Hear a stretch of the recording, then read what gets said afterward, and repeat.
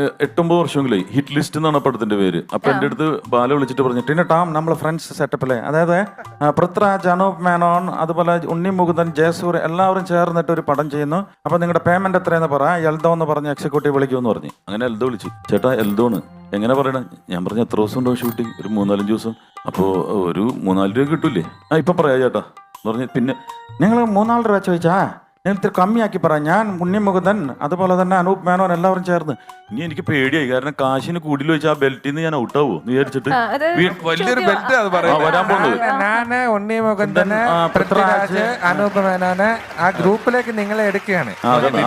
അപ്പൊ ആ സമയത്ത് ഈ ഗ്രൂപ്പുകളൊക്കെ ഇങ്ങനെ സജീവമായി വരുന്നുള്ളൂ. അപ്പൊ പുതിയൊരു ബെൽറ്റിലേക്ക് എനിക്കൊരു സ്ഥാനം കിട്ടുമല്ലോ എന്ന് വിചാരിച്ചിട്ടാണ്. അപ്പൊ ഞാൻ പറഞ്ഞ് നേരെ പകുതിയാക്കി, ഒരു 2 രൂപ കിട്ടുമോ? വീണ്ടും എൽദോന്റെ അടുത്ത് പറഞ്ഞു 2 രൂപ എന്ന് പറഞ്ഞപ്പോ വീണ്ടും പുള്ളി നിങ്ങൾ 2 രൂപ ചോദിച്ചാ ഞാൻ പൃഥ്വിരാജ്, അനൂപ് മേനോൻ എല്ലാവരും ചേർന്നൊരു പടം ചെയ്യുന്നുണ്ട്. ഞാൻ പറഞ്ഞ്